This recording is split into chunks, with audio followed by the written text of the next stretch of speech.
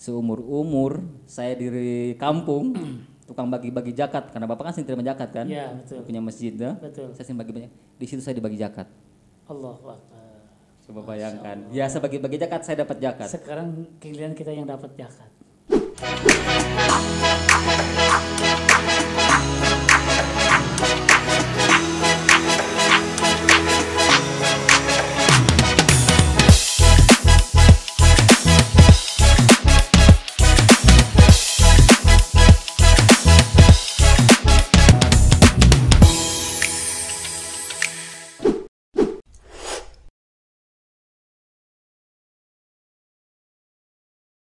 Pembagian zakatnya, Ya. saya dapat uang 300, menangis juga. Pas sholat Idul Fitri itu betul-betul menangis.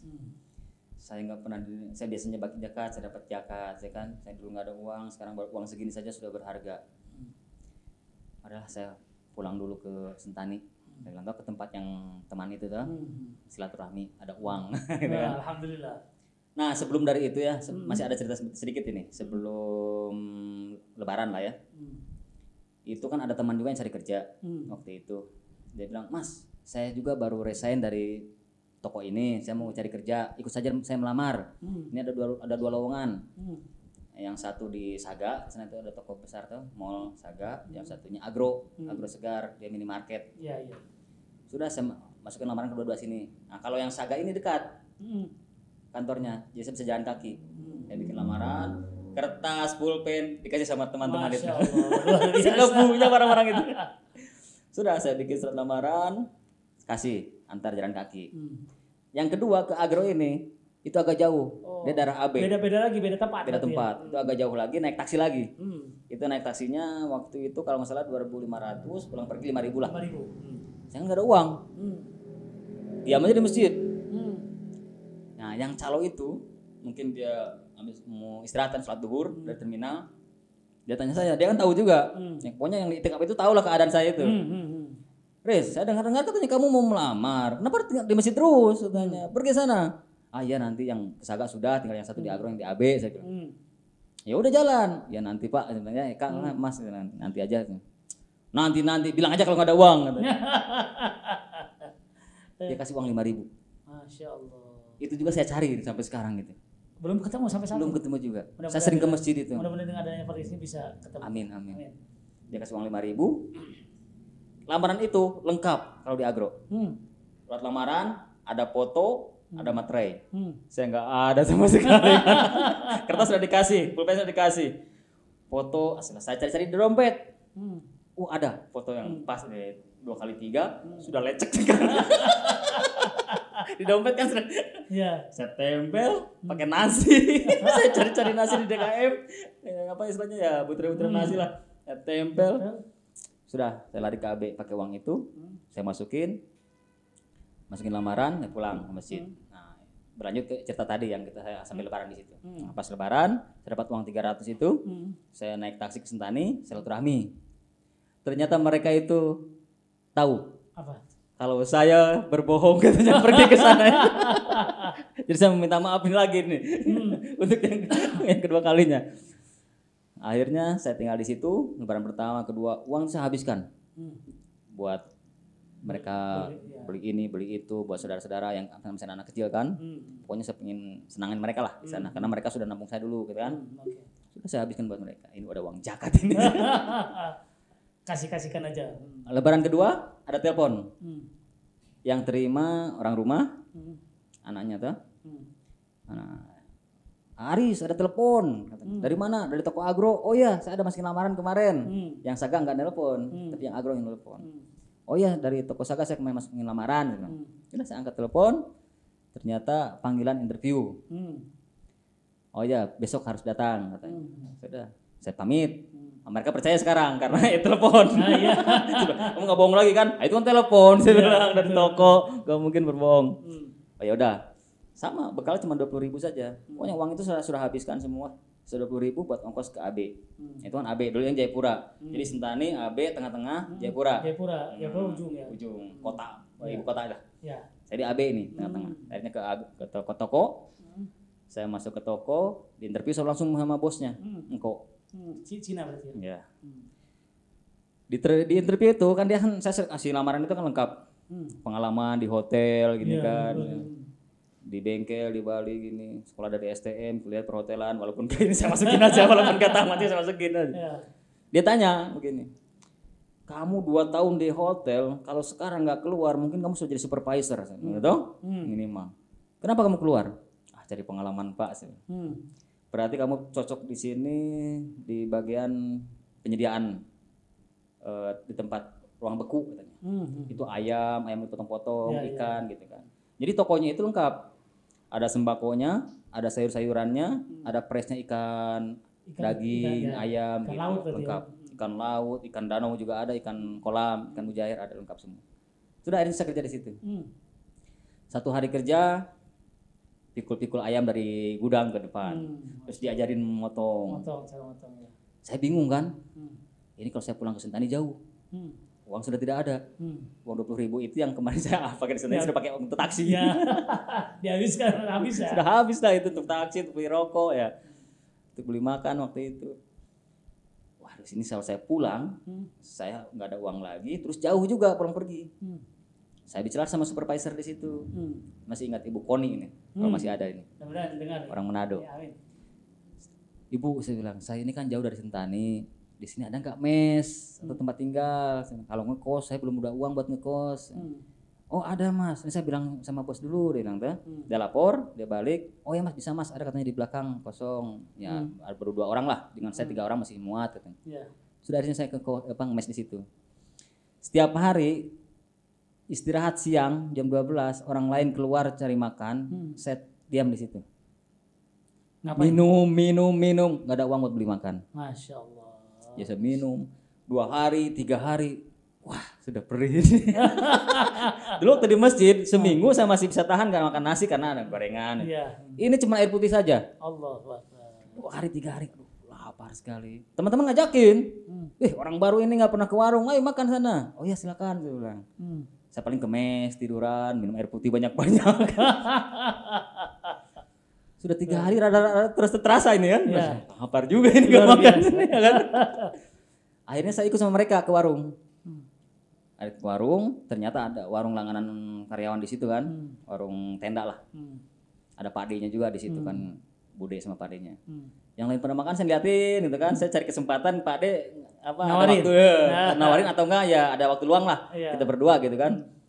Nah, pas dia ini tanya, Mas karyawan baru? Iya Pak D. Makan, yang lain juga makan. Ayo Pak D nanti sedikit lagi gitu. Nah pura-pura tuh masih capek, saya kan keringat dulu. Nah pas dia ke dapur mau cuci piring, saya ikutin. Saya ikutin ke belakang, saya bisik dia. Pak D, saya kan baru kerja di sini. Saya belum dapat gaji, saya nggak ada uang. Bisa kasbon nggak di sini?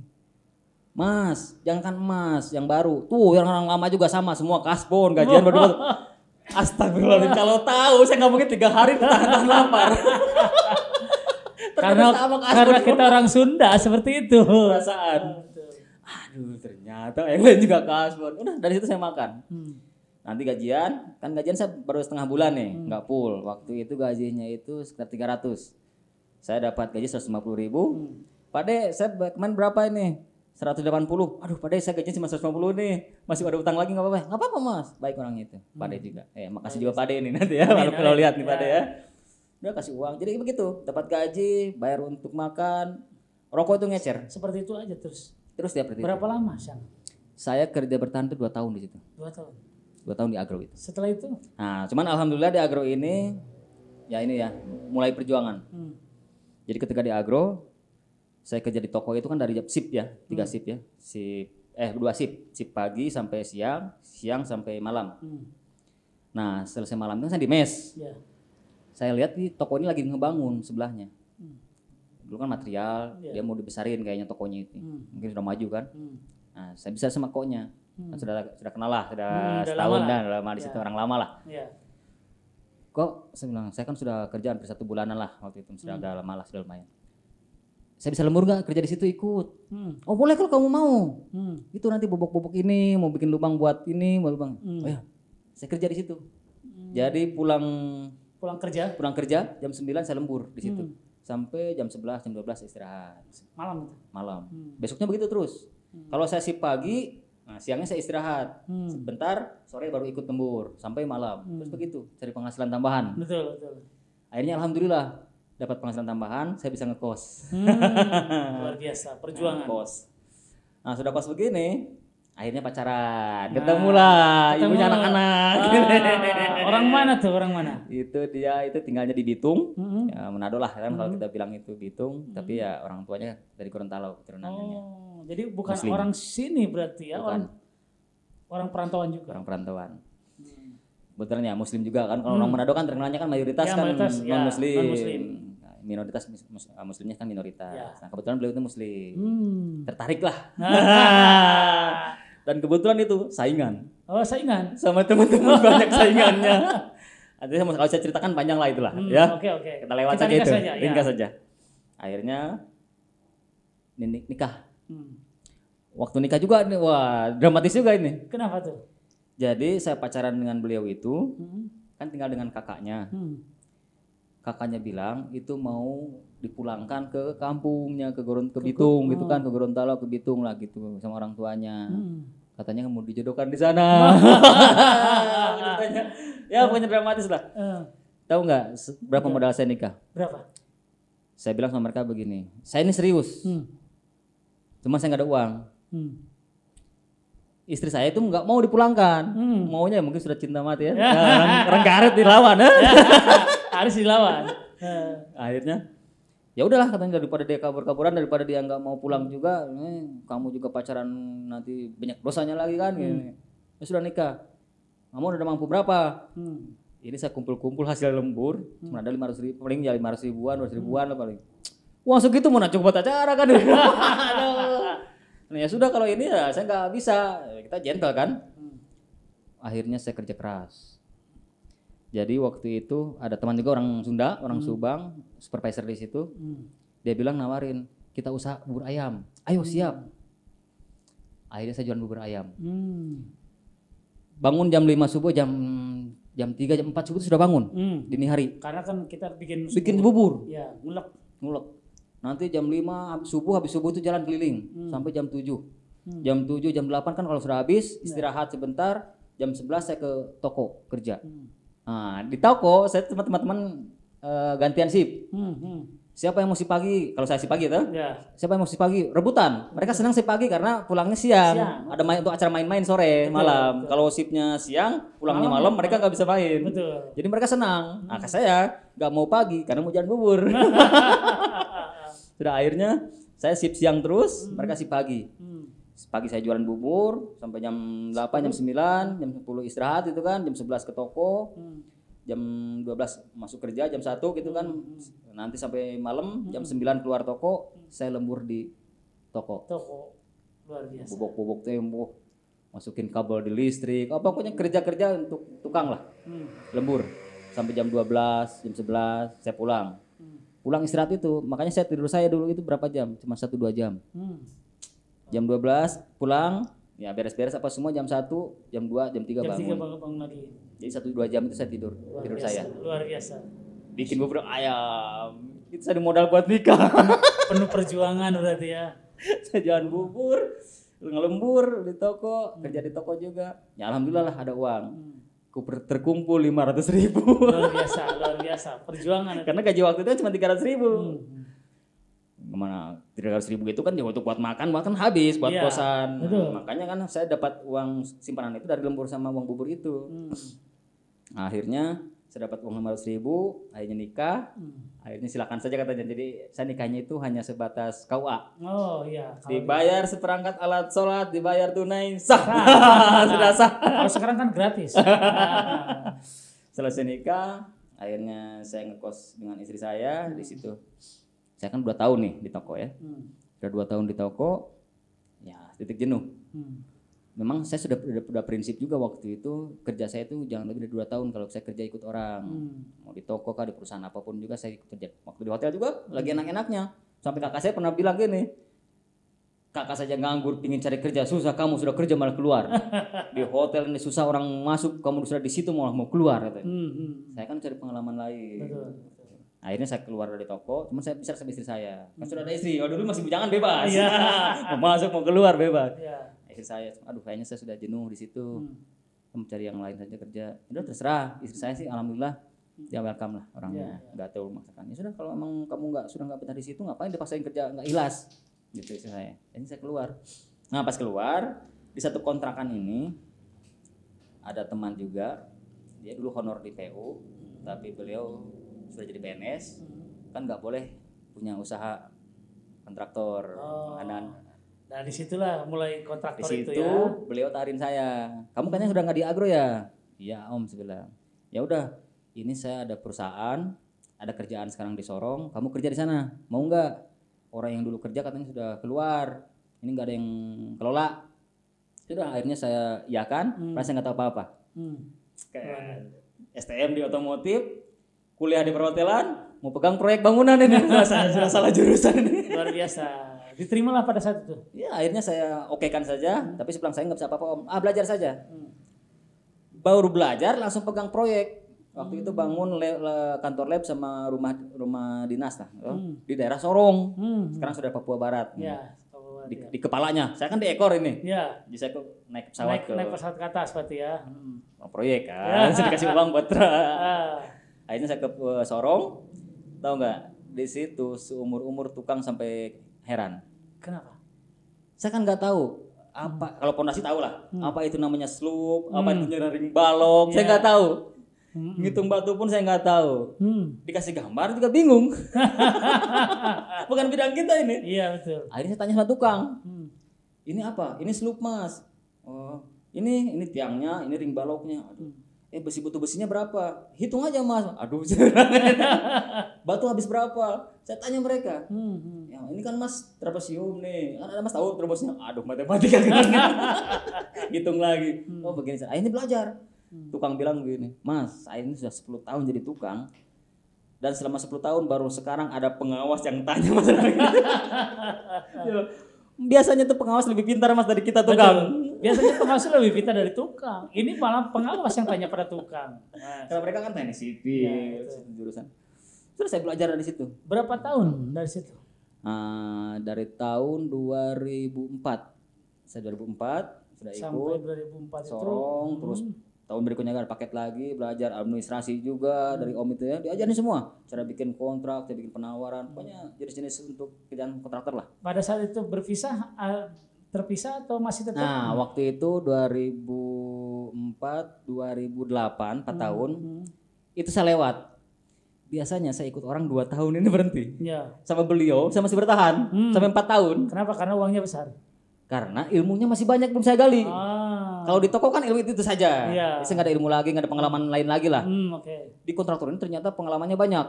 Baru lagi gitu kan. Terus ilmunya juga banyak belum saya serap. 4 tahun itu kayaknya belum tahu apa-apa lah.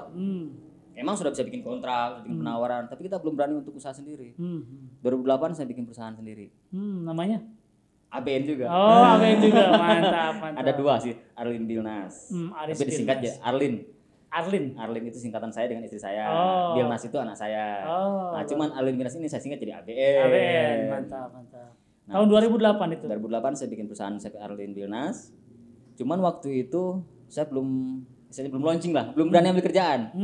Mana saya sudah lapor sama beliau. Om, saya bikin perusahaan ini. Beliau mendukung, itu saya senang.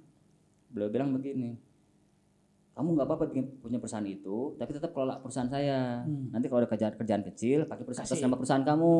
Nanti ada fee-nya. Dia bilang, oh ya. Nah, dari situ lumayan ada fee-nya.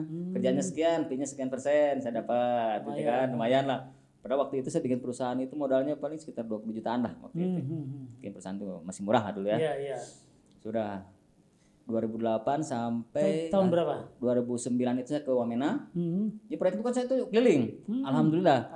Gara-gara kontraktor ini Papua ini saya keliling semua. Masya Allah. Sorong, Timika, Biak, Serui, Masya Allah. Sampai Manokwari, sampai terakhir ke Wamena. Wamena itu yang dimau-mau dari dulu. Karena ada istilah di sana itu. Kalau kita ke Papua, belum ke Wamena, itu belum masuk ke Papua. Belum disebut pernah ke Papua. Belum pernah disebut. Belum pernah injak Papua katanya kalau belum ke Wamena. Betul. Karena Wamena itu memang betul-betul masih ya dalaman, tradisional, masih asli orang budayanya. Masih hutan juga ya. Ya. Akhirnya pas terakhir proyek itu saya ke Wamena 2009. Tadi baru sampai kontraktor ya. Ya. Kita sudah mulai merintis 2008, tapi itu belum pisah. Belum bisa. Belum, masih saya kelola perusahaannya beliau dari CP sampai PT. Dari pertama Itu PT yang 300 itu sampai- orang asli Papua, bukan. Dia orang Surabaya juga. orang Surabaya. Bukan Surabaya, Semarang. Oh, Semarang. Lamongan beliau. Nanti beliau nonton juga ya. Beliau tahu nanti. Oke. Oke, ya mungkin sebelumnya juga ada cerita yang betul-betul menyedihkan itu waktu istri saya melahirkan anak pertama. Kenapa tuh? Itu lahirnya prematur, 7 bulan. Prematur 7 bulan. Jadi saya 1 bulan di rumah sakit. Allahu Akbar. Dan itu saya tinggal di rumah sakit, kerja, pulang, Rumah kerja, pulang pergi itu ke rumah sakit. Kasbon terus sudah. Sampai sering itu dokter kasih resep suruh beli obat, saya nggak Duitnya nggak mampu. ada. Sampai dokter marah-marah. Kenapa ini nggak ditebus? Oh, istri saya paling balas, suami lagi kerja belum pulang begini. 2 hari begitu juga, akhirnya dokter yang belikan. Alhamdulillah. Sampai 1 bulan mau keluar rumah sakit saya nggak ada uang. Allah. Pada saat itu tuh kerja udah. Masih di toko. Oh, masih di toko. Belum itu. kontraktor itu. Oh, belum kontraktor ya. Oke. Tadi kan kita berbicaranya kontraktor ya. Itu istilahnya Sedikit. perjuangan hidup dengan istri saya. Iya luar biasa. Tinggal di kontrakan, kamar ukuran 3x3, makan di situ, tidur di situ, kadang masak di situ. Karena kita malu masak di luar. Ada dapur umum, tapi kita malu masaknya mie, ikan asin, gitu Luar saja. biasa. Itu kisahnya sama dengan saya juga. Ya, 11-12 nanti ya. Oke lah, itulah itu perjuangannya. Saya sudah di kontraktor, alhamdulillah sudah mulai ada perubahan. Tahu nggak? Saya pulang ke kampung merantau itu baru 5 tahun baru bisa pulang. 25 tahun 5 tahun. 5 tahun baru pulang. Luar biasa. Baru ada uang. Dulu waktu di kerja ngojek, toko, ya nggak kebayang mau pulang itu. Padahal waktu itu ongkos kapal itu cuma 600 ribu. Tetapi 600.000 itu pada saat itu Susah sekali karena saya gaji saja 400 ribu dengan lembur-lembur ya 506 ribu itu ya sudah habis buat makan, nggak ada sisa lah, susah mau 600 ribu itu. Iya. Nggak kebayang mau pulang. Tapi alhamdulillah setelah saya ke kontraktor mulai ada perubahan hidup. 2008 sedang perusahaan sendiri. Sampai 2010-11 itu baru saya pisah sama beliau. terpisah dari beliau ya. Karena waktu itu Di sanalah mulai kehidupan kisah terbaru mungkin. jadi dinas itu waktu itu emang nggak ngasih kegiatan lah sama kita. Kita juga belum nggak ada kegiatan proyek lah istilahnya. Sepi. Akhirnya saya juga waktu itu jadi supir pribadinya kepala dinas. Allah. Jadi supir lah. Luar biasa. Makanya waktu beliau tanya juga gimana paket, aduh nggak ada proyek lagi karena kita ke Kabupaten Baru. Kita ke Kabupaten Baru, pekerjaan belum ada. Jadi saya bantu orang dinas saja. Supaya kepala dinas, kadang bantu lembur bikinkan mereka punya laporan gitu kan. Hampir setahun itu saya nggak ada kegiatan apa cuma jadi supri saja, dapat uang tips saja lah. Tipsnya dari Yas. Tahun berikutnya alhamdulillah Tahun berapa tuh? 2012 Oke. mulai dikasih pekerjaan. Ada tender-tender. Ya karena saya belum ada modal, ya PL yang kecil, Iya. yang di bawah anggaran di bawah 50 juta, di bawah 100 juta gitu. Tender paling besar berapa? Nah, setelah itu, waktu itu kan saya bilang sama Pak Kadis, rumah apa saya nggak punya modal, saya bilang. Pernah dikasih kerjaan besar, masih ada anggaran 500, 600, 800 juta, ada 1 M juga, mau pilih yang mana gitu kan, mas mampunya. Saya bilang Pak, saya masih yang penunjukan aja lah, yang di bawah 100 juta saja lah, nggak ada modal. Iya. Terus mas konsultannya, ya sudah konsultannya saya ambil. Konsultan alhamdulillah modalnya cuma kertas seperti itu. Sama kalian lah. Yang dibayar kan kaliannya kalau konsultan kan. Nah dari konsultan itu lumayan ada modal. Kayaknya naik anggaran 200, anggaran 300, 500, 800. Sampai mencapai berapa pada saat itu yang dipegang? Pernah sih terakhir itu sekitar 3-4 M lah. 3-4 M itu bikin apa? Bangunan apa? Bangunan kantor. Kantor ya. Waktu itu ada SD, bangunkan sekolah. SD, satu atap gitu kan. Oh iya. Rumah-rumah dinas. Terus Jalan juga pernah bikin jalan. itu sampai tahun berapa tuh di kontraktor itu dengan masa-masa yang keemasan itu? Di Dalaman di Kabupaten Yalimo waktu itu saat tahun 2014 kalau nggak salah pindah ke kota lagi, ke kota Jayapura. Jayapura di rumah. lagi. Karena kebetulan Alasannya? kepala dinas juga pindah ke sana. Oh, jadi ngikut. Kan saya rekanan Iya. itu kan ikut sama Iya. kepalanya. Betul, betul. Nah, akhirnya di situ dapat paket di kota. Tapi lama-lama tahun 2017 sudah agak jenuh. Kontrak tuh begini ya ternyata gitu kan. Udah 2004 ini saya bergelut. Berapa tahun lah itu kan. Iya, lumayan cukup lama juga. Lama lah.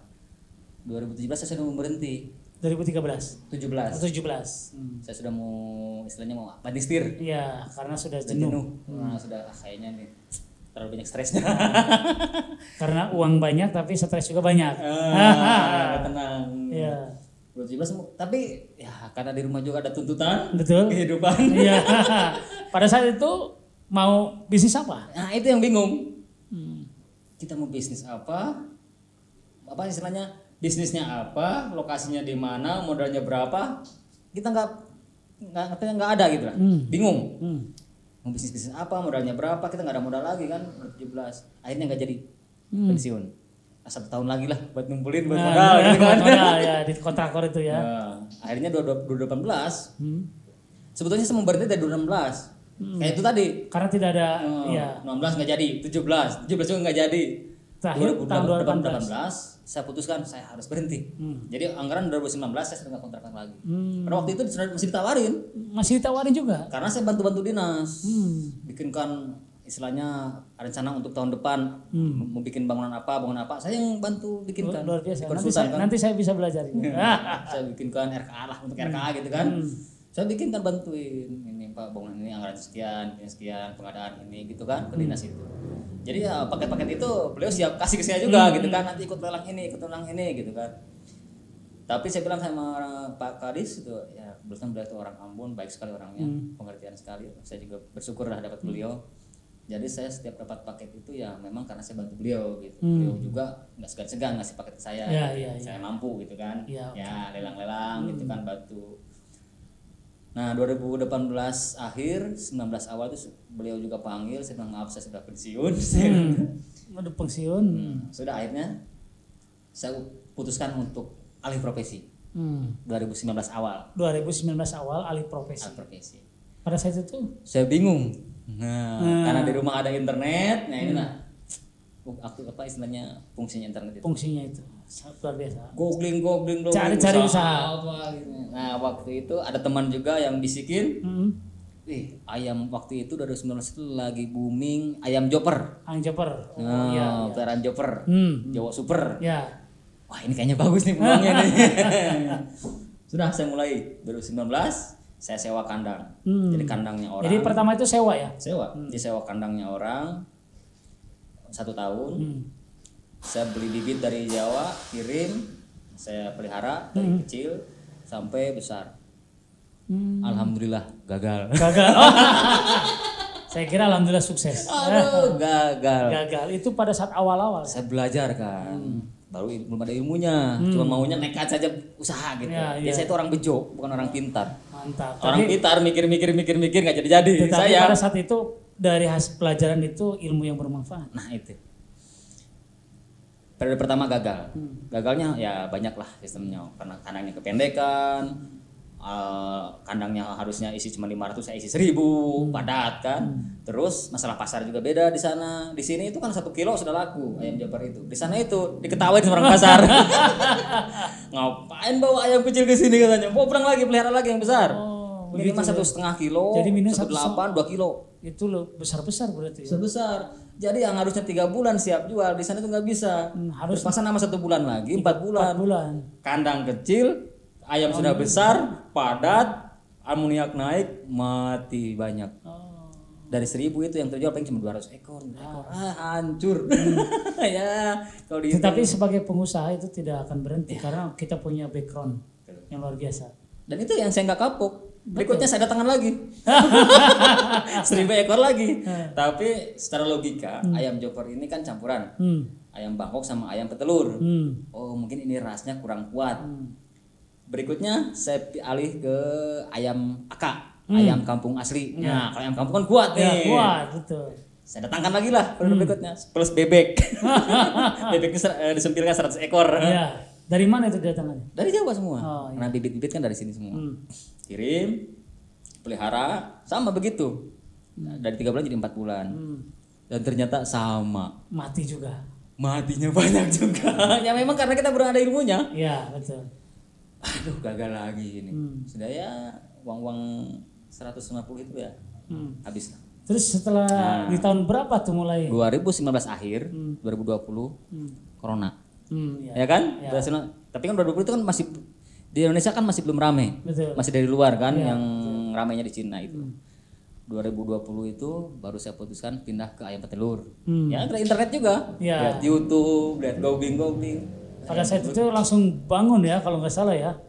Kalau tahun membangun itu ukuran berapa tuh, besar sekali. Nah waktu itu saya lihat speknya di YouTube karena kebetulan saya orang teknis sekarang ya, orang proyek kan, nggak tahu masalah bangunan kan. Nah di situ memang lengkap, kalau saya lihat di googling di ayam petelur ini lebih lengkap daripada ayam kampung tadi itu. Di situ tuh istilahnya spek-speknya lengkap. Ayam harus sirkulasinya bagus, ketinggiannya minimal sekian, menghadapnya pun beda. Barat timur Jadi barat, harus ini apa tepat ya? Tepat posisinya. Oh begini nih, rasanya begini. Akhirnya saya pelajari itu. Tiap malam saya begadang terus. Luar biasa. Tetapi itu menghasilkan sesuatu yang luar biasa. Alhamdulillah. Akhirnya dapat ya sedikit ilmunya. Saya bangunlah, nekat. Modal nekat luar biasa. Nah, akhirnya saya bangun. Nah, kebetulan ada juga. Bangun ukuran berapa tuh? Ya waktu itu kan saya mau mampunya saya. Cuman 1.000 atau 2.000 ekor lah dulu ya kan. Tapi saya hitung-hitung secara teknis bangunan tanggung antara 2.000 dengan 3.000 atau dengan 4.000 atau dengan 5.000 itu cuma beda sedikit. Ya kan? Kita bangun langsung sekaligus saja. Sudah kita bikin 5.000 saja kapasitasnya. Isinya 1.000 nggak apa-apa lah. Nanti nyicil. Karena kita nggak mampu. Karena ayamnya mahal. Satu ekor itu sekitar 170.000. Waduh, itu. Kalau 1.000 ekor sudah berapa? 5.000 sudah berapa? Ya, itu atas 700 jutaan lah. Betul. Akhirnya sudah saya bangun untuk kapasitas 5.000 ekor. Ukurannya itu waktu itu nggak salah 60 kali 12 karena saya bikin 3 lorong. Isi 2.000 saya mampunya. Nah ada teman saya lagi yang om itu, om yang kerja sama saya di waktu Natal itu, beliau juga ada usaha di Nabirinya juga. Oh, sama usaha juga itu. Itu sudah lama saya nggak ketemu.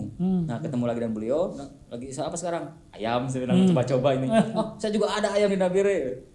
Mau ikut nggak di sini? Saya bilang. Kandangmu sudah jadi. Ini lagi dia bangun, saya bilang kalau sudah mau selesai. Cuman saya mampunya 2.000 isinya. Ya udah saya ikut 2.000.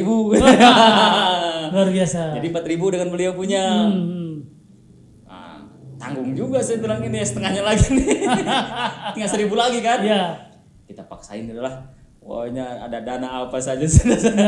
Kebetulan waktu itu kan saya sedang merintis juga usaha galon. Galon juga alhamdulillah gitu kan. Galon itu ya uang 5-10 juta dapat sebulan dari galon itu. Dan itu pun juga usaha saya sendiri. Luar biasa. Saya dengan adik saya itu jualan keliling antar galon sana kemari. Pokoknya saya prinsipnya setiap usaha sendiri harus kerjakan sendiri dulu. Enggak bisa lepas ke orang. Jualan galon, alhamdulillah lancar, cari orang, dapat orang, mereka kelola, saya bagi hasil. Berarti sampai saat ini kita, Kang Ali sendiri ini sudah mengelola ayam itu sudah berapa lama? Sampai dengan tahun 2023 akhir ini? Dari 20 itu. Berarti sudah 3 tahun? 3 tahun, mau 4 tahun. Berapa itu pengeluaran dan pemasukannya dari ayam itu? Penghasilan itu ayam? Pas dari ayam itu, saya nyicil-nyicil kan. Ada hasil sedikit, saya masukkan lagi ke ayam lagi. Saya cuma ambil untuk kehidupan sehari-hari lah. Kebetulan istri saya juga kerja di PMB Mandiri itu. Untuk dapur sudah ada dari istri lah. Ini hasil ini saya masukin lagi. Dan kebetulan saya juga ada rental juga, usaha rental. Mobil ya? Alhamdulillah mobil ya. Waktu itu ada 7 unit lah. Alhamdulillah ya, luar biasa. Tapi sekarang berkurang, bisa 5 unit saja. Ya, alhamdulillah. Alhamdulillah juga hasilnya itu, saya masukkan ke kandang. Kalau saya lihat semua mobilnya mobil sport semua ya. Pajero semua ya. Pajero, ada Hilux, ada Triton, ada Innova, Rebon juga itu. Mantap, luar biasa. Sudah, dan hasilnya itu saya larikan ke kandang semua. Nah, sudah pas 5.000 satu kandang, ada hasil. Lumayan ini saya kumpul-kumpul kan. Lumayan juga ya, ada teman juga lah, teman SMP kita ikut juga gabung. Dia bilang katanya saya juga ikutan. Ya ayo saya bilang tuh. Sudah satu kandang itu ternyata saya hitung-hitung yang kandang saat ini ya. 1,7 sampai 1,8 habisnya. Masya Allah. Luar biasa. Tapi saya berpikirnya kok uang dari mana gitu ya. Luar biasa, itu awal datangkan. Itu Allah datangkan itu. Betul-betul rezeki yang tak terduga. Simpulkan apa yang Kang Aris tadi bicarakan, inilah kisah inspiratif. Silakan. Oke. Jadi ya saya ceritakan dulu ya, yang kandang itu dari kandang 1 ada hasil jadi kandang 2, alhamdulillah sekarang jadi kandang 3, terus saya jadi bikinkan pembibitan juga, dan alhamdulillah juga saya bikinkan pabrik pakannya juga, jadi saya nggak beli pakan dari luar, saya bikin sendiri, racik sendiri, bikin pabrik gitu. Ya alhamdulillah lah sudah 3 kandang produksi, 1 kandang pembibitan, 1 pabrik pakan. Ya alhamdulillah lah, padahal kalau dihitung-hitung ya di lulusan 2222 sudah berapa, ya kan? Saya nggak tahu dari mana itu rezekinya. Luar biasa. Tapi yang jadi apa namanya? Saya berpikir kan, kenapa saya bisa begini? Ternyata ya kalau doa saya sih, saya orang gimana sih lah, ibadah juga masih begini kan? Ternyata dari orang tua yang saya rasakan ya. Omset sekarang berapa? Ya kalau 1 bulan sih lebih dari 1 lah. Alhamdulillah. Nah, ya kenapa saya dari orang tua? Gini ya, ada kisah ya. Ini saya bukan kesombongan, tapi ini mudah-mudahan jadi motivasi buat yang lain. Oke. Jadi waktu tahun 2010, saya kan ngontrak dengan istri saya. Istri saya itu bilang begini, kita cari rumah yuk, daripada ngontrak sama saya bayar, mending kita nyicil-nyicil bang, atau enggak ada uang kumpul berapa, dia rumah jelek, yang penting mau sendiri. Nah waktu itu saya dapat uang 100 juta lah waktu itu kan. Zaman 2010 itu, udah 100. Ada rumah yang mau dijual di daerah BTN, daerah gunung, susah airnya, tapi rumahnya juga sudah mau hancur, tapi tanahnya masih luas. Ya sudah kita beli itu. Sudah bicara dengan orang yang punya rumah juga, memberi lagi keluar kota, tunggu katanya 2-3 hari lagi kembali. Sudah bicara-bicara lah, tinggal nego sedikit lah, mungkin tawar 80-90 gitu kan. Nah besoknya itu orang tua telepon, almarhum bapak. Riz doain bapak ya, bapak kan sudah pensiun nih 2010, ada uang sedikit buat daftar, bapak sudah daftar untuk haji. Tapi belum bisa lunasin, tapi ya mudah-mudahan ada doanya, ada rezekinya, doain saja ya. Nah saya sama istri saya kepikiran kan, aduh gimana ini ya, tapi nggak apa-apa lah, belum juga masih daftar. Besoknya yang punya rumah belum datang ini, besoknya telepon lagi, Riz alhamdulillah bapak nggak perlu nunggu 2-3 tahun lagi, katanya ini ada yang mau apa istilahnya penggantian lah, pergantian kan mungkin ada yang nggak jadi berangkat gitu kan ya, bapak jadi bisa terangkat 2010 bisa berangkat gitu kan. Ya mudah-mudahan ada rezekinya katanya. Kalau bisa ya ada rezekinya tahun ini bisa berangkat. Tapi kalau belum ya nggak apa-apa lah, bapak belakang lagi. Ya. Nah saya bisa sama istri saya. Nah ini ada uang 100 mau beli rumah. Papa sama mama berangkat. Saya kan ada istri. Saya nggak mungkin memutuskan sendiri kan. Istri dulu. Gimana? Alhamdulillah istri saya bilang gini. Ya udahlah rumah nanti gampang saja. Nanti saja. Kita masih bisa ngontrak juga kok. Yang penting orang tua saja dulu lah. Sudah saya telepon orang tua langsung. Pak. Bapak jadikan daftar, selesaikan, biar bisa berangkat tahun ini. Ah betul Riz katanya orang tua sampai menangis gitu kan. Iya Pak betul Pak, alhamdulillah ada rezekinya. Ya udah daftar, kirim. Waktu itu kan kirim 50, begitu kan masih nyicil. Alhamdulillah Bapak bisa berangkat. Saya mengalah nggak punya rumah dulu. Masya Allah. Tapi apa yang terjadi? 2010 ada yang menawarkan perumahan yang lebih bagus lokasinya, yang lebih bagus tempatnya, uang mukanya hanya 60 jutaan. Saya pikir uang sudah habis buat orang tua berangkat. Waktu itu sudah mau akhir tahun. Waktu itu masih di proyek. Proyek juga sudah mau habis. Tapi alhamdulillah rezeki dari Allah. Nggak tahu dari mana, nggak disangka-sangka. Ada paket susulan lah, ada yang suruh bikin ini, suruh bikin itu. Kan biasa kan orang kontraktor kan bikin konsultan ini. Kumpul-kumpul alhamdulillah bisa ke DP itu uang rumah. Udah ke DP, ada uang sisa. Saya pulang dengan istri saya ke Garut sini, ke Cibatu, Cileles. Saya bisa nungguin orang tua 40 hari di sini. Sampai orang tua berangkat, pulang saya nungguin di sini. Orang tua di sana telepon, kekurangan, alhamdulillah saya ada rezekinya ke sana. Di situ saya berpikir, saya udah uang, secara logika ini kan, uang pas 100. Dibeli rumah, nggak bisa berangkatin orang tua, diberangkat orang tua, nggak bisa beli rumah.